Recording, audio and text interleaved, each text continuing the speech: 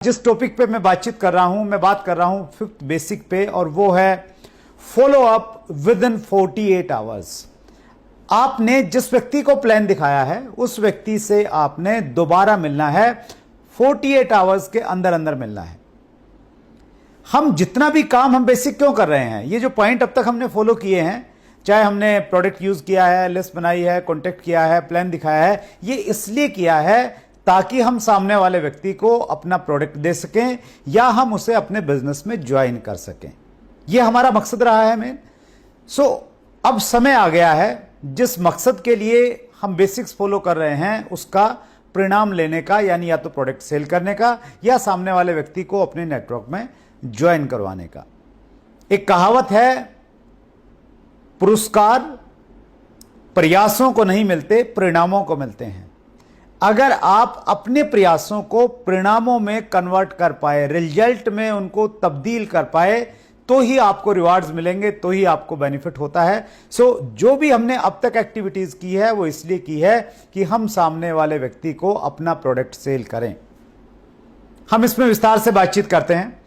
जब भी हम लोग फॉलोअप करें, सबसे पहली बात यह है कि जब भी हम लोग फॉलोअप करने के लिए जाते हैं, फॉलोअप को हम लोग क्वेश्चन हैंडलिंग भी कहते हैं। रिसर्च ये कहती है कि 10% लोग प्लान देखने के बाद प्रोडक्ट लेते हैं या ज्वाइन करते हैं, लेकिन 90% लोग तब ज्वाइन करते हैं जब उनको फॉलोअप किया जाता है, जब उनसे दोबारा मिला जाता है। फॉलोअप को हम लोग क्वेश्चन हैंडलिंग भी कहते हैं। क्वेश्चन हैंडलिंग का मतलब यह हुआ कि यहां पे बहुत सारे प्रश्न आएंगे आपके सामने और उन क्वेश्चंस को आपने सही से हैंडल किया, सही से उनका रिप्लाई दिया, तो सामने वाला व्यक्ति आपके साथ में जुड़ जाएगा। फॉलोअप कब करना है? फॉलोअप के जनरली हम लोग 5 फॉलोअप की बात करते हैं कि 5 बार आपको आइडियली आपको फॉलो करना चाहिए। पहला फॉलोअप कब करना है? पहला फॉलोअप प्लान दिखाने के तुरंत बाद किया जा सकता है। आपने किसी व्यक्ति को प्लान दिखाया, उसके तुरंत बाद भी आप फॉलोअप कर सकते हैं। अगर उस समय सामने वाला व्यक्ति आपके साथ आपके बात से सहमत नहीं है, आपका प्रोडक्ट नहीं ले रहा है, तो आपने उस समय एक अपॉइंटमेंट फिक्स करनी है दोबारा मिलने की, और वो जो अपॉइंटमेंट है वो 48 घंटे के अंदर होनी चाहिए। इसलिए हम इसे कहते हैं फॉलोअप विद इन 48 आवर्स। इसके पीछे बहुत सारी साइंस है, हम लोग उस साइंस में नहीं जाएंगे।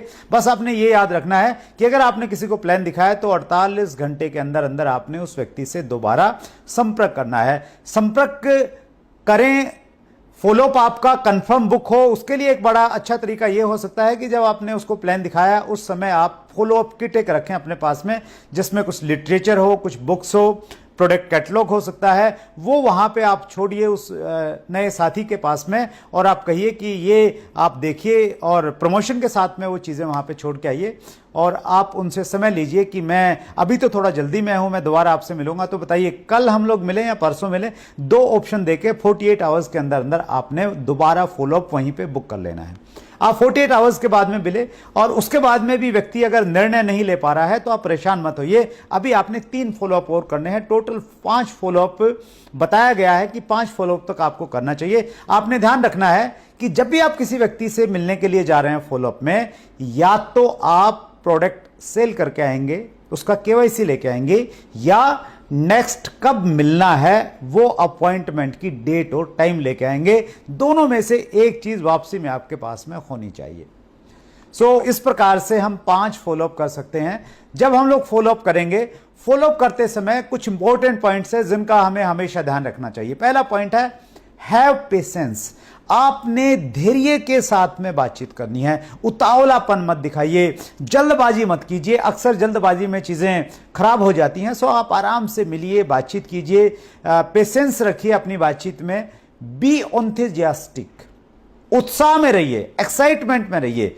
आपको बोर नहीं होना है, आपको परेशान नहीं होना है कि आप तीसरे या चौथे फॉलोअप में जा रहे हैं और बंदा जो है बहुत पकाऊ है, बहुत सारे प्रश्न करता है, बहुत सारी क्वेरी करता है, बहुत नेगेटिव सी नेचर का है। आप जब भी मिले उत्साह में रहिए, क्योंकि एक लाइन मुझे बहुत अच्छी लगती है, selling is transfer of enthusiasm. अगर आप अपने एंथुजियाज्म को, अपने उत्साह को सामने वाले व्यक्ति में ट्रांसफर कर सकते हैं तो आप अपना प्रोडक्ट सेल कर सकते हैं। वो उत्साह आपका हमेशा बना रहना चाहिए। Do not over commit. आप जब फॉलोअप के लिए जाएं, कोई भी ओवर कमिटमेंट मत कीजिए, चाहे वो प्रोडक्ट के बारे में है, चाहे आप उसको किस प्रकार की सर्विसेज देंगे उसके बारे में है। ओवर कमिटमेंट करना मोरली भी ठीक नहीं है, और अगर आपने कुछ मोरल का ओवर कमिटमेंट किया और आप पूरा नहीं कर पाए तो वो आपके बिजनेस को कोलैप्स करने वाली चीज बन जाती है। तो fourth point is be honest, ईमानदार रहिए, ईमानदारी से बातचीत कीजिए, जिस प्रोडक्ट के जो परिणाम है वही परिणाम बताइए। और honesty is the best policy, ये हजारों साल पहले से रही है और ये आज भी वैसे ही काम करती है। इस दुनिया के जो बहुत बड़े बड़े सेल्स प्रोफेशनल्स हुए हैं, जो कामयाब नेटवर्क मार्केटिंग लीडर्स हुए हैं, उनकी एक खूबी मिलेगी, वो हमेशा ऑनेस्ट रहे हैं, उन्होंने ईमानदारी से काम किया, ईमानदारी से लोगों के साथ में बातचीत की। Do not ask open ended questions, आप फॉलोअप के टाइम में कुछ ओपन एंडेड क्वेश्चंस मत पूछिए। फॉर एग्जांपल, बहुत सारे लोग ये पूछते हैं कि तो सर आपको प्लान कैसा लगा, तो इसका वो कुछ भी जवाब दे सकता है। या आप कहते हैं कि तो फिर आपका क्या इरादा है। वही प्रश्न पूछिए जिनका रिप्लाई आपको पहले से ही मालूम है कि ये रिप्लाई आ सकता है। फॉर एग्जाम्पल, आप ये पूछ सकते हैं कि सर मैंने आपको 3 प्रोडक्ट के बारे में बताया, इन 3 में से आपको कौन सा प्रोडक्ट सबसे अच्छा लगा, तो शायद वो तीनों में से एक आपके सामने रखेगा। तो इस प्रकार के प्रश्न पूछिए जिनका पहले से ही उत्तर निर्धारित है। आपकी सीनियर अपलाइन इस बारे में आपकी सहायता करेगी।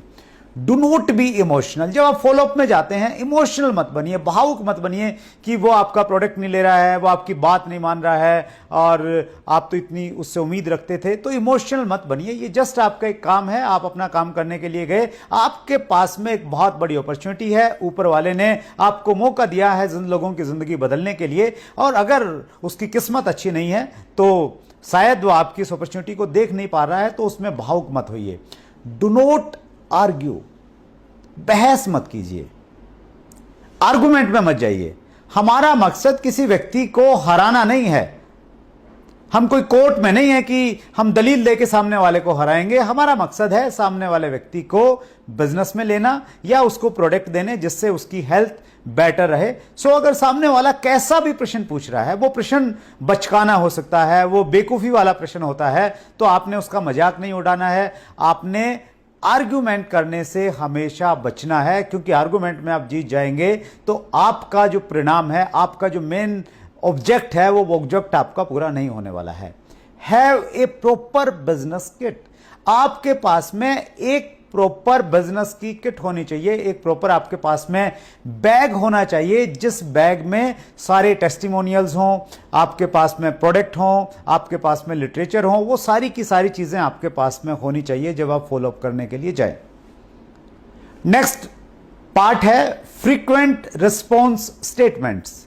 जब भी आप किसी व्यक्ति से मिलेंगे तो एक तरह की स्टेटमेंट्स आपको मिलने वाली हैं, उसके लिए आपने प्रिपेयर रहना है। अगर ऐसी ऐसी बातें लोग आपसे पूछते हैं तो आप बिल्कुल परेशान मत होइए, क्योंकि आपको मालूम है कि ऐसी ही बातें सामने वाले लोग करने वाले हैं। क्या स्टेटमेंट्स होंगी? लोग कहेंगे आई डोंट हैव मनी, मेरे पास में 100 रुपया भी नहीं है सामान खरीदने का।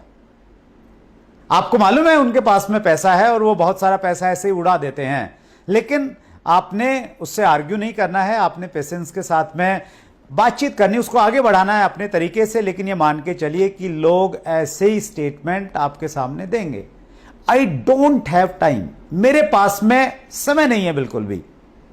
लोग ऐसा बोलेंगे, आपने ये नहीं कहना है कि आपके पास में तो बहुत सारे समय है, जब इतना व्यस्त होने के बावजूद मैं टाइम निकाल सकता हूं, तो आप भी निकाल सकते हैं। बस आपने प्रिपेयर रहना है कि ऐसा सवाल आए तो कोई बड़ी बात नहीं हुई आपके सामने, I will get back to you. बहुत सारे लोग कहेंगे कि मैं आपको सोच के बताऊंगा, मैं वापस आपको फोन करूंगा, तो ऐसे भी आपको रिस्पॉन्स मिलेंगे। लोग कहेंगे प्रोडक्ट्स आर कॉस्टली, जो सामान है वो बहुत महंगा है, इतना महंगा सामान मैं नहीं खरीद सकता।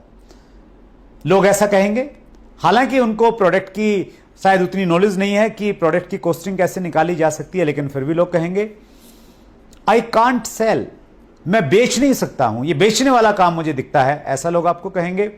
कुछ लोग कहेंगे is it A pyramid scheme और स्कैम और मनी सर्कुलेशन कंपनी। लोग ऐसा भी बोलेंगे, वो आपको ऐसा एहसास कराएंगे कि जैसे आप बहुत गलत काम में हैं। लोग आपको ये भी बोलेंगे कि मैं मेंबर नहीं बना सकता, ये मेंबर बनाने का काम नहीं मेरे से होगा, बाकी सब कुछ ठीक है, आपका प्रोडक्ट ठीक है, सब कुछ बढ़िया है, मैं सब कुछ मान रहा हूं, लेकिन ये जो लोगों को जोड़ने वाला काम है ये मेरे से नहीं होगा। कुछ लोग कहेंगे, सीधा बोलेंगे कि मैं इंटरेस्टेड नहीं हूं, ऐसे कामों के लिए मैं इंटरेस्टेड नहीं हूं। सो ये इस प्रकार की जो स्टेटमेंट है ये आपको मिलने वाली हैं, इसके लिए प्रिपेयर रहिए। हर स्टेटमेंट का कैसे आपको रिप्लाई करना है वो हम आगे के सेशन में बताएंगे, लेकिन ये सोचिए, प्रिपेयर रहिए हमेशा इस चीज के लिए कि इस प्रकार की स्टेटमेंट आपके सामने आने वाली है। अब